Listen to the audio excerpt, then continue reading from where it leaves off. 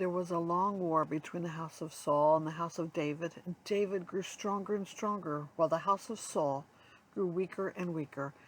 And sons were born to David at Hebron, his firstborn Amnon of Ahinoam of Jezreel, and his second Chileab of Abigail, the widow of Nabal of Carmel, and the third Absalom, the son of Maacah, the daughter of Talmi, king of Geshur, and the fourth Adonijah, the son of Haggith, and the fifth Shephatiah, the son of Abital, and the sixth Ithream of Eglah, David's wife.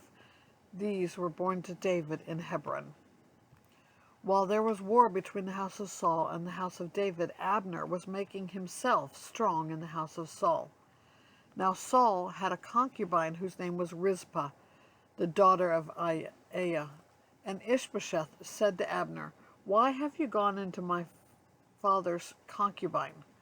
Then Abner was very angry over the words Ishbosheth, and said, "Am I a dog's head of Judah? To this day I keep showing steadfast love to the house of Saul your father, to his brothers and to his friends, and have not given you into the hand of David. And yet you charge me today with a fault concerning a woman? God do so to Abner, and more also, if I do not accomplish for David what the Lord had sworn to him, to transfer the kingdom from the house of Saul and set up the throne of David over Israel and over Judah from Dan to Beersheba." And Ishbosheth could not answer Abner another word, because he feared him. And Abner sent messengers to David on his behalf, saying, "To whom does the land belong? Make your covenant with me, and behold, my hand shall be with you to bring over all Israel to you." And he said, "Good, I will make a covenant with you, but the one thing I require of you, that is, you shall not see my face unless you bring Michal, Saul's daughter, when you come to see my face." Then David sent messengers to Ishbosheth, Saul's son, saying, "Give me my wife Michal, for whom I paid the bridal price for 100 foreskins of the Philistines." And Ishbosheth sent and took her from her husband Paltiel, the son of Laish. But her husband went with her, weeping after her all the way to Bahurim. Then Abner said to him, "Go, return." And he returned. And Abner conferred with the elders of Israel, saying, "For some time past you have been seeking David as king over you. Now then, bring it about, for the Lord has promised David, saying, By the hand of my servant David I will save my people Israel from the hand of the Philistines and from the hand of all their enemies." Abner also spoke to Benjamin, and then Abner went to tell David at Hebron. All Israel and the whole house of Benjamin thought good to do. When Abner came with 20 men to David at Hebron, David made a feast for Abner and the men who were with him. And Abner said to David, "I will arise and go gather all Israel to my lord the king, that they may make a covenant with you, and that you may reign over all that your heart desires." So David sent Abner away, and he went in peace.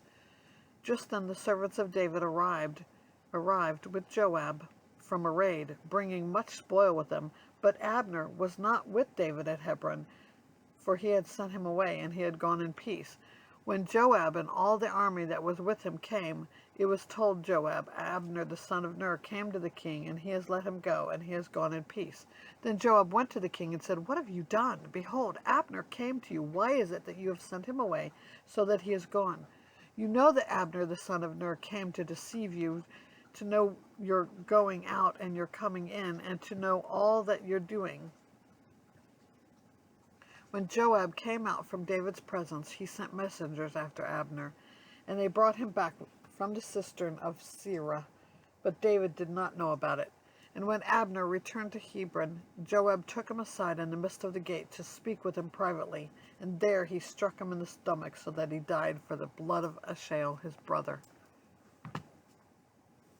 Afterward, when David heard of it, he said, "I and my kingdom are forever guiltless before the Lord for the blood of Abner the son of Ner.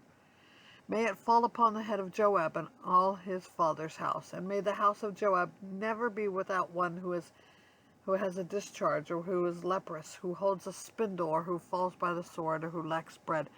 So Joab and Abishai his brother killed Abner, because he had put their brother Asahel to death in the battle at Gibeon. Then David said to Joab and to all his people who were with him, "Tear your clothes and put on sackcloth and mourn before Abner."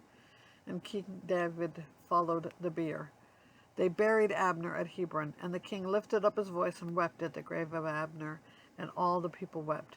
And the king lamented for Abner, saying, "Should Abner die as a fool dies? Your hands were not bound, your feet were not fettered. As one falls before the wicked, you have fallen." And all the people wept again over him. Then all the people came to persuade David to eat bread while it was yet day. But David swore, saying, "God do so to me, and more also, if I taste bread or anything else till the sun goes down." And all the people took notice of it, and it pleased them, as everything that the king did pleased all the people. So all the people and all Israel understood that day that it had not been the king's will to put to death Abner, the son of Ner.